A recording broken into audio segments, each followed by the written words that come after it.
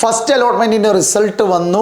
ഏത് സമയത്താണ് ഏത് ഡേറ്റിലാണ് സ്കൂളിലേക്ക് പോകേണ്ടത് എന്നറിയില്ല. ചില ടീച്ചേഴ്സ് പറഞ്ഞു സ്ലിപ്പിൽ ഡേറ്റും സമയവും ഉണ്ടാവും, അത് നോക്കി വന്നാൽ മതി എന്നൊക്കെ പറഞ്ഞിട്ടുണ്ട്.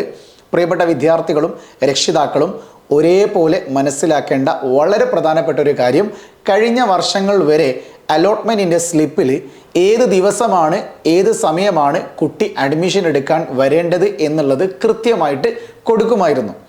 എന്നാൽ ഇപ്പോൾ ഈ വർഷം ഫസ്റ്റ് അലോട്ട്മെൻറ്റിൻ്റെ റിസൾട്ട് ഏതാനും മണിക്കൂറുകൾക്ക് മുന്നേ വന്ന സമയത്ത് ഒരു അലോട്ട്മെൻറ്റ് സ്ലിപ്പിൽ പോലും സമയവും ഡേറ്റും കൊടുത്തിട്ടില്ല.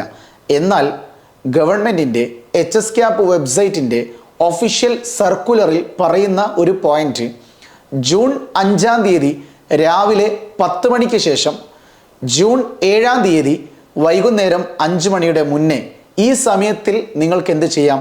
നിങ്ങൾക്ക് ലഭിച്ച സ്കൂളിൽ വന്ന് ടെമ്പററി ആയോ പെർമനൻ്റ് ആയോ അഡ്മിഷൻ എടുക്കാം. ചുരുക്കി പറഞ്ഞാൽ ഈ വരുന്ന ജൂൺ 7-ാം തീയതി വൈകുന്നേരം 5 മണിയുടെ മുന്നേ ഏത് സമയത്ത് വേണമെങ്കിലും നിങ്ങൾക്ക് ലഭിച്ച സ്കൂളിൽ ചെന്ന് അഡ്മിഷൻ എടുക്കാം. പ്രത്യേക സമയമൊന്നും തന്നെ ഇല്ല. മേ ബി നിങ്ങൾക്ക് അലോട്ട്മെൻറ്റ് ലഭിച്ചിട്ടുണ്ടെങ്കിൽ ആ സ്കൂളിലെ അധ്യാപകർ ഒരു പടി മുന്നേ സഞ്ചരിക്കുന്ന ആൾക്കാരാണെങ്കിൽ നിങ്ങളെ വിളിച്ചു പറയും, ഈ സമയം സ്കൂളിലേക്ക് വന്ന് അഡ്മിഷൻ എടുക്കണം കേട്ടോ എന്ന് പറയും. അഡ്മിഷൻ എടുക്കാൻ വരില്ലേ എന്നൊക്കെ അവർ ചോദിച്ച് കൺഫേം ചെയ്തു വെക്കും. കാര്യം ഏതെങ്കിലും ഒരു കുട്ടി അലോട്ട്മെൻറ്റ് വന്നിട്ടുണ്ട് എന്ന് ഇപ്പോഴും അറിയാത്തവരുണ്ടാകും. അങ്ങനെ അറിയാതിരുന്നാൽ പോലും ആ കുട്ടി ജൂൺ 7-ാം തീയതി വൈകുന്നേരം 5 മണിക്ക് ശേഷമാണ് ഈ കുട്ടി അറിയുന്നതെങ്കിൽ തീർച്ചയായിട്ടും ആ കുട്ടി അലോട്ട്മെൻറ്റിൻ്റെ ലിസ്റ്റിൽ നിന്ന് തന്നെ പുറത്താകും. അത് വലിയൊരു പ്രശ്നമാണ്.